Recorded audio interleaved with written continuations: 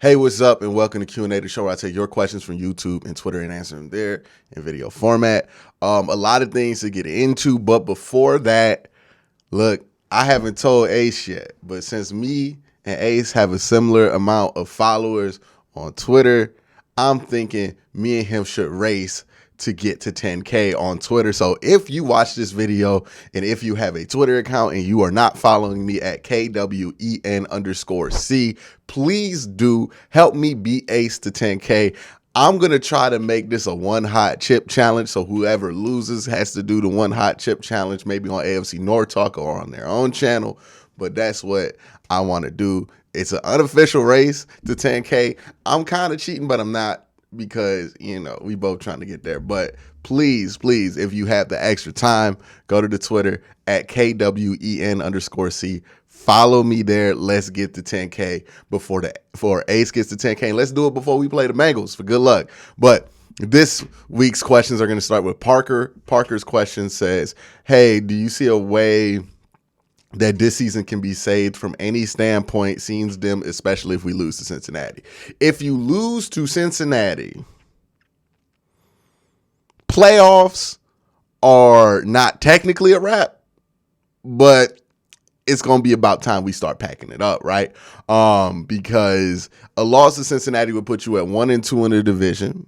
It will also give you a horrible conference record right now because one of your two wins are an NFC team, and that would mean also that you would have to get to 5 wins by beating another NFC team, and those count less when it comes to tiebreakers.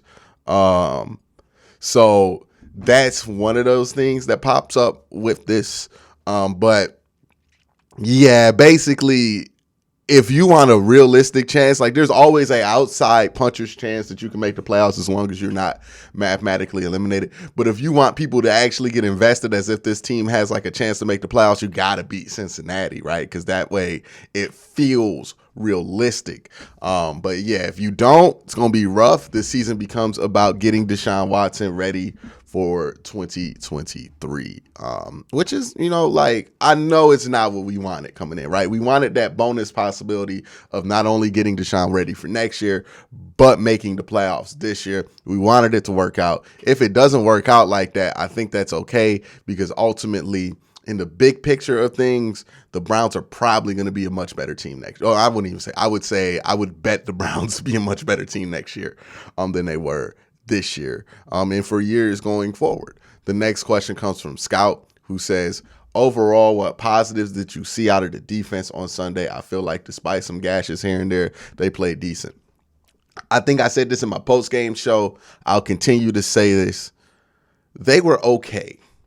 They were an average defense last week. They gave up some points. They gave up some plays that they shouldn't have, but they're not a good defense, right? They were average.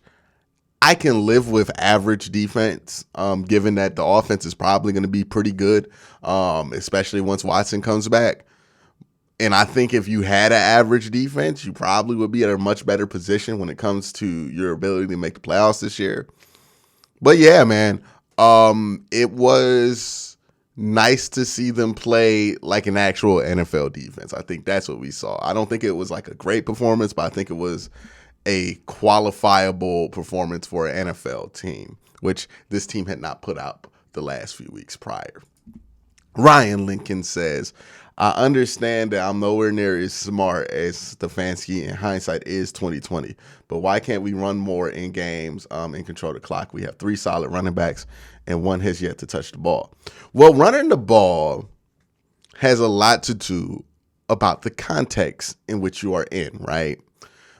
For most of that second quarter, the Browns had bad field position, and they also had like a bunch of penalties that backed them up behind the line of scrimmage, right? I think they lost they had negative yards all of those drives because they had kept getting penalties to put you behind the line of scrimmage.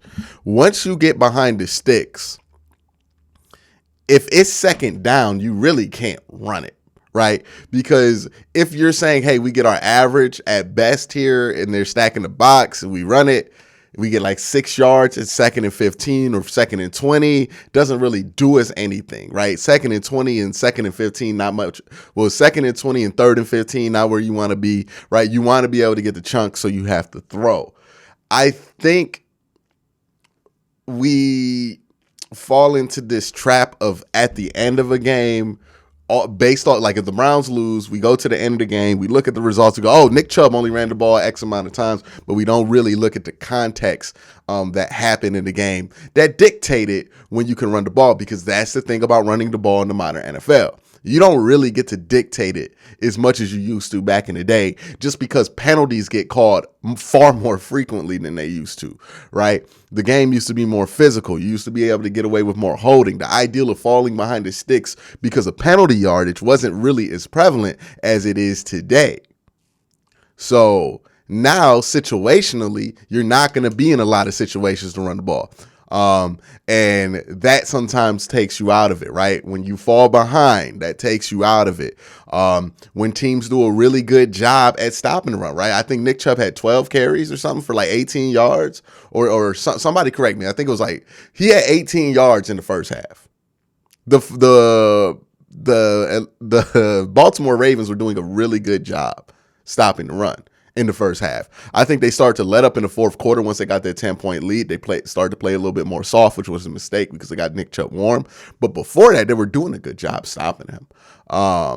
And when you're not having success running the ball, you can only go back to that well so many times, because if they stop you for 2 yards on first down and it's 2nd and 9, and then you run it again and then you're in 3rd and long, you're not really doing your offense a favor when you're asking your quarterback to go out there, throw the ball for the first time in the possession on 3rd and 9. So I think context has a lot to do with it. It's easy to say after a game, we should have did this more, or we should have did that more, because after the game, you are free of all the context that prevented you of doing stuff during a game, right? And even if it's not football, we can relate this to other things in life. You know, how many of us in an argument, right, got into an argument with somebody, but like 30 minutes after the argument, we start thinking of all the great comebacks that would have worked, right? Oh man, this would have worked. I should have pushed this point, this and that. Yeah, it's easy to come up with replies and win an argument when you're free of the context that prevented you from unleashing those points that you wanted to before. You know what I mean? Everything seems easier in hindsight. Everything seems easier when you're outside of the context of the situation, because then you're not reminded of what prevented you from doing what you wanted to do. And I think that's what a lot of the run the ball narrative is people just kind of like forgetting or choosing the moments in which it was favorable for them for their part of this argument to be right, while ignoring the other context that, you know, kind of said otherwise during that game. Again, that's why hindsight is always, you know, 2020, right? You can never be wrong in hindsight. Christian Dobbins with a question here says, does 5 and 6 keep them alive? Does 5 to 6 wins? Oh, 5 and 6, the record. My bad. Keep them alive for the playoffs by some miracle if they win 3 out of the next 4. Yeah. If you get to 5 and 6, you're alive, because theoretically Deshaun could go 5 and 1, and I think that's realistic given who he's playing in that stretch. He can go 5 and 1 or 6 and 0. If you go 6 and 0, you definitely make the playoffs, because you'll be 11 and 6, right? If you go 5 and 1, 10 and 7, maybe if some tiebreakers work out your way, or maybe if you can win the division. But yeah, that's basically what would have to be done now if they want to make the playoffs. But yeah, we'll see. 5 and 6 does keep you alive. 5, 6, or 7. Now you can't get to 7 no more. So 5 or 6 wins, that still keeps you alive. That's still the magic number for this team. But we'll see. Brutus Brownie says, is it just me, or is Kareem Hunt starting to look washed on the field? He just doesn't seem to have the same burst he used to have 2 years ago. You know, when I watch Kareem Hunt this year, I'm reminded of something Stump Mitchell said during training camp, which is we want Kareem to be a more patient runner. And I used to always make the joke that, like, Nick Chubb, he likes to wait around and hunt for the holes. And then Kareem Hunt, he's like a shotgun that you just pull out a cannon and just blow down, and he just goes straight out the gun. right? But that hasn't been what Kareem Hunt has been this year. And I'm wondering, is this something that Stubb Mitchell wanted him to change? Or is this something Kareem Hunt wants to do to kind of elongate his career? I don't know. But he definitely doesn't burst out those handoffs like he did last year. And he doesn't look like the same running back. He looks like a different running back. Now, I don't know if that means he's good or bad. I think if he was the starter on a team, he'd probably be all right.